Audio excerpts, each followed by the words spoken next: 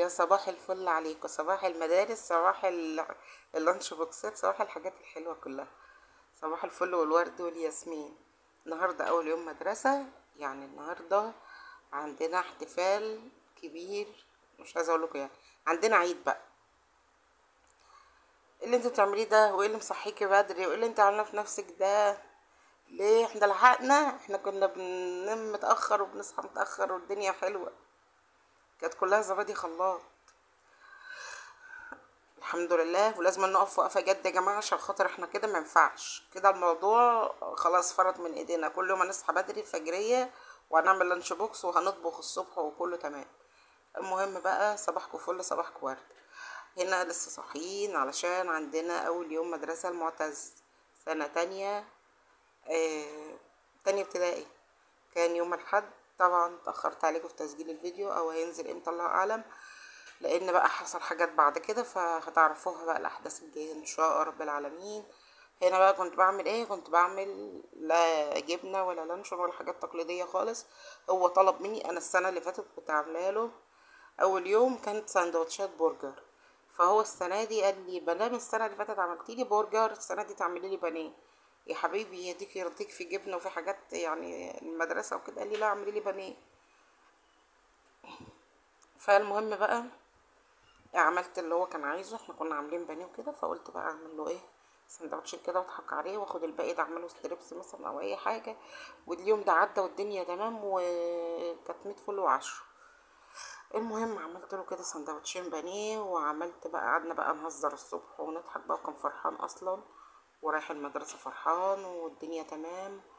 وصاحيين بقى ايه، انتوا عارفين بقى اول يوم مدرسة ده يعني حاجة حلوة بالنسبة للولاد، تغيير بالنسبة ان هم كانوا في اجازة وعايزين يرجعوا لاصحابهم ويشوفوا المدرسة والحاجات دي. عايزة دعوة حلوة من قلبكم المعتز، دعوة كبيرة كده، عشان ان شاء الله الفيديو الجاي او اللي بعده هتعرفوا ايه اللي حصل يعني.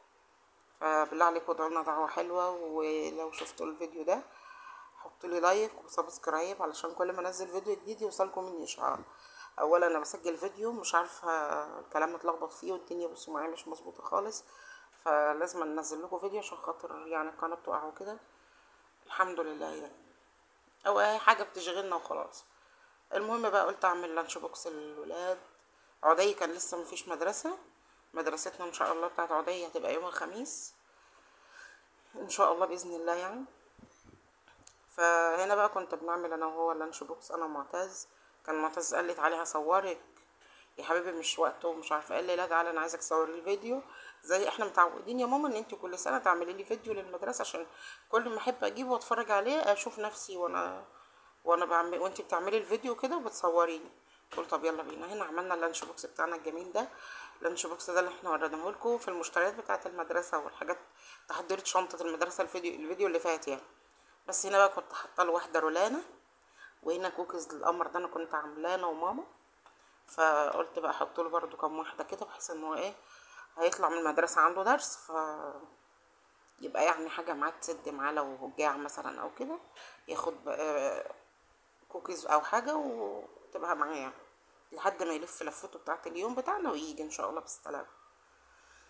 بس وده كان اللانش بوكس بتاعنا، كان بسيط برضو الحمد لله، حاجه كده اغلبها من البيت يعني. انا كان البانيه انا مش شاريه بانيه مخصوص عشان المدرسه يا جماعه، عشان يعني محدش يحسب ان احنا بنعمل بقى بنأفور وكده، لا.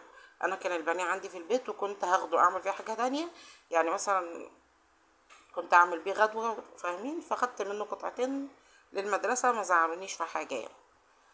بس هنا بقى نزلنا وماشيين طبعا انتوا فاهمين، قال لي كل خطوه تصوريني، اوعي تسيبي حته ما تصورينيش فيها. حاضر، صورته. بعد ما صورت اللي حصل هتعرفوا اللي حصل. مش هحرق لكم اي حاجه، ان شاء الله اقول لكم كل حاجه ان شاء الله باذن الله.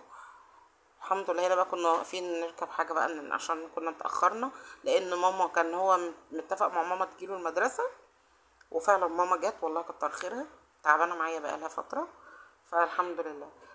جات له بقى المدرسه، فاتصلت عليا قالت لي انا عند المدرسه انتوا ما جيتوش ليه. فالمهم يعني كنا واقفين بقى، قلت لها خلاص ده احنا في الشارع اصلا. نزلنا بقى الشارع وقفنا مستنيين مواصلات، ركبنا وبتاع يصوريني، يتصل يبص يتضايق كده يقول لي يلا يلا صوريني، يلا صوريني في العربيه، صوريني يلا يلا. هنا بقى كان بص راكب قدام بقى والدنيا مش سايعاه بقى، بص هو اللي بيتضاير ايه، حطي لايك بس، يقول لكم حطوا لايك عشان كل ما يصور فيديو جديد او يحصل حاجه جديده في الاحداث بتاعتنا يصورها لكم، فعشان ما يزعلش معتز حطوا لايك. بس هنا بقى كنا خلاص في طريقنا للمدرسه، هنا دخلنا المدرسه وقابلنا ماما وبوسنا وحضنا وكل حاجه وداخلين. بص هو مصمم ان انا يعني ايه، عايز اتاكد ان انا بصور بجد ولا بضحك عليه، فكل شويه يمشي قدام الكاميرا وخطوه ويتضاير يبص لي، خطوه يتضاير يبص لي، اهو بصوا بيقول لي على الله هقطعك لو ما صورتني.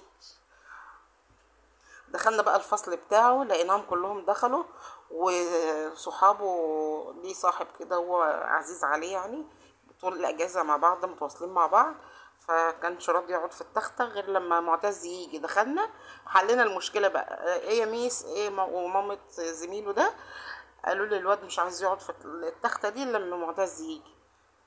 ايه يا حبيبي تعيط ليه يا عبد الرحمن؟ قال انا مش عايز نقعد إلا لما معتز يقعد معايا، هو صاحبي في التختة وانا مش عايز حد تاني.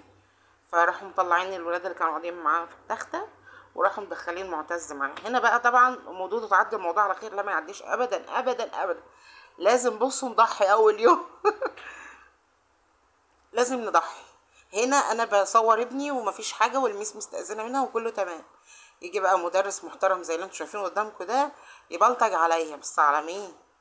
بصوا سفلت مش هحل مش هحل رحت ماسكاه بقى، طلعت بقى للمدير، وانتوا عارفين بقى المواضيع بقى، اجرك الله بس الحمد لله يعني.